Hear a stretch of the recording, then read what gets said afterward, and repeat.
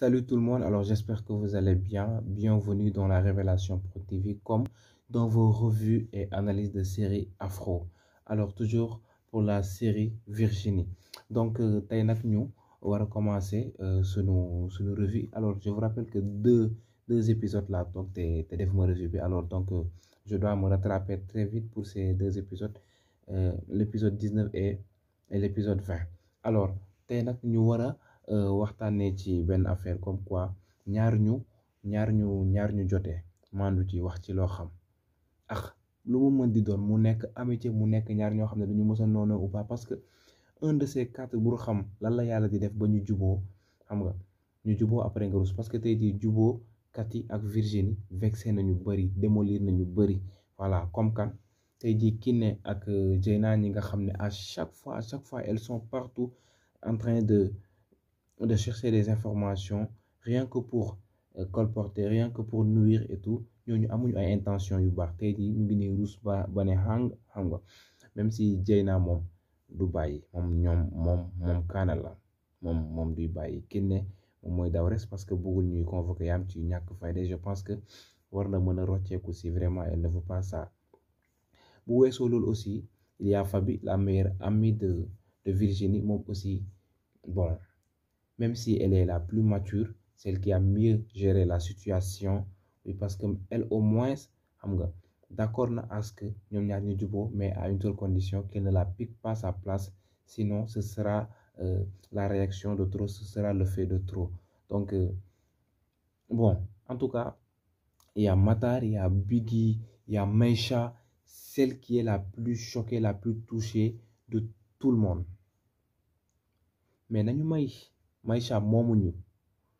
voilà maintenant elle a toute sa colère pourquoi moom mënul jël yoonu boppam mu gëm boppam bu bëggee fondé gangam na fondé gangam xool ndax gars yi dañ ko fekk si ou pas ndax dina am ay nit parce que moom à ce qu'on voit xalaatul bàyyi kaana la moom aussi du bàyyi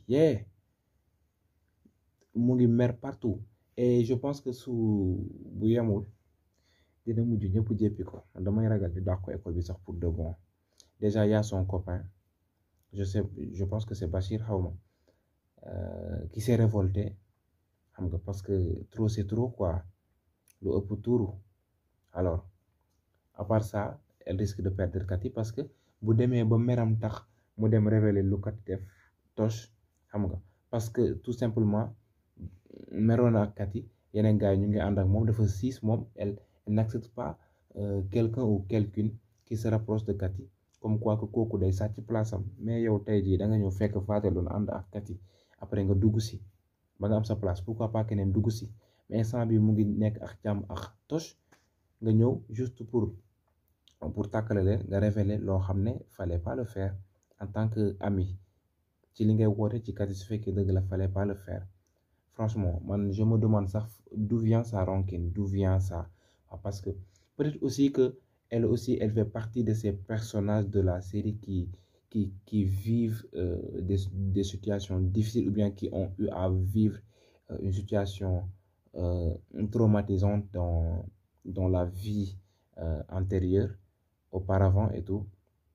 Peut-être beaucoup na ci que loolu moom mooy waral colère am bu muy am et tout et que dafa manqué benn approche benn attention boo xam ne amu ko et que auprès de Cathy peut-être elle trouve ça et que du nangu kenn jege leen pour ça ci place am ça aussi on peut comprendre hein? Mais bon là trop c'est trop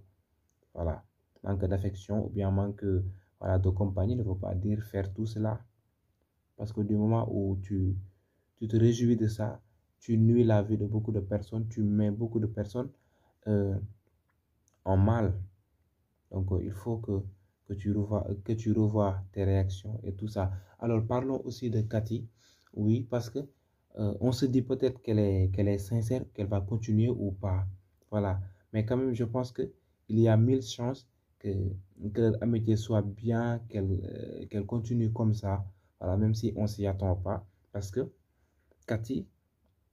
elle a de 1000 facettes. Et il y a son père et la mère de Virginie qui sont sur le point de vouloir se rapprocher, ce qui ne va plaire ni à Virginie ni à Cathy. Et qu'il soit léegi loolu noonu bu amee seen ñaari waajur yi bëggante kii du bëgg lii am kii du bëgg lii am soit dañuy ànd xeex loolu sinon ñu xuloo ci loolu ku nekk xas sa waajuru morom après ngeen ànd tàggalawaat la guerre recommence voyez xam naa ne moom la guerre ça va recommencer chez Toch et Virginie loolu moom c'est sûr loolu moom c'est sûr non pas Toch et Virginie mais Toch et Cathy parce que c'est inimaginable que nga ñëw sàcc rimbi jàmbur ba pare tu viens un jour dire que c'est toi qui l'aide comme ça après on passe voilà donc day naan da nga ko utiliser et c'est normal que mu révolté wu franchement voilà mais amitié Virginie ak Cathy loolu moom on s'attend que mu dog d'un moment à l'autre forcément il y aura quelque chose qui fera comme loolu même si instant bi moom je vois que Virginie elle est en train de changer Cathy mu ngi koy changer parce que mu ngi koy yóbbu maintenant ci Diallo elle va apprendre à manger ce que ses amis mangent gënu leen elle va apprendre à être au même pied d'égalité que les autres mu ngi koy jàngal àdduna fii en plus lorsqu'elle dit que man yaa tàmm naa tardé Virginie def ko xamal carrément que ni moi je ne suis pas dans ça et je pense que pour cette amitié continuer il faut que kenn ki nangoo fekk si moroomam soit c'est Virginie moom mooy dem fekk si Cathy ñu ànd ci yoon bu jubul bi sinon c'est Cathy qui décide d'abandonner toutes ces foutaises et après venir rejoindre Virginie pour que ñu mën a ànd dans une parfaite harmonie si ce n'est pas ça duñu mën a àgg parce que Virginie elle est dotée d'un caractère renommé quoi qu'on puisse dire elle ne se laisse pas faire Cathy aussi elle ne se laisse pas faire elle veut toujours rester la vedette de Nujheim comme elle a dit ça donc ce sera pas facile qu'elle reste ensemble toujours sinon ce sera l'une qui viendra rejoindre l'autre sur ses principes vice versa pour qu'elle puisse rester comme ça et que leur amitié puisse durer mais quand même ci épisode 20 bi ce qui m'a plus touché c'est Momo maintenant on comprend pourquoi il est aussi petit en tout cas le casting il est bien fait il ressemble trop à la dame et pourtant je ne pense pas qu'il partage des liens sanguins ou bien parental et tout ça vous voyez mais quand même le casting il est bien fait et quand on voit Momo il nous donne l'air de quelqu'un qui est malade et pourtant je ne pense pas qu'il soit malade moi et sa sœur et sa grande sœur on partage la même classe en journalisme et communication licence 2 oui et sa sœur elle est petite de taille je pense qu'ils sont tous comme ça voilà en tout cas le casting il est bien réussi mais quand même j'ai eu trop de peine franchement j'étais trop triste comme ça j'ai même coulé des larmes voilà j'ai pleuré pour ça franchement là on voit qu'il tient trop à réussir oui le pourquoi il ne veut pas être ni deuxième ni troisième mais toujours premier parce que il vit dans une situation très difficile et peut-être qu'il se dit que je dois réussir pour après voilà prendre le relève pouvoir soigner ma maladie ma mère qui n'a pas assez de force pour vraiment subvenir à tous nos besoins et tout il a un défi à se lancer de bon tel lui tel Toch tel Nex en tout cas je pense que tout le monde d'entre eux a un souci franchement a des difficultés sauf Matar qu'on voit toujours enthousiaste Biggie ainsi Badara Gaye les autres mais quand même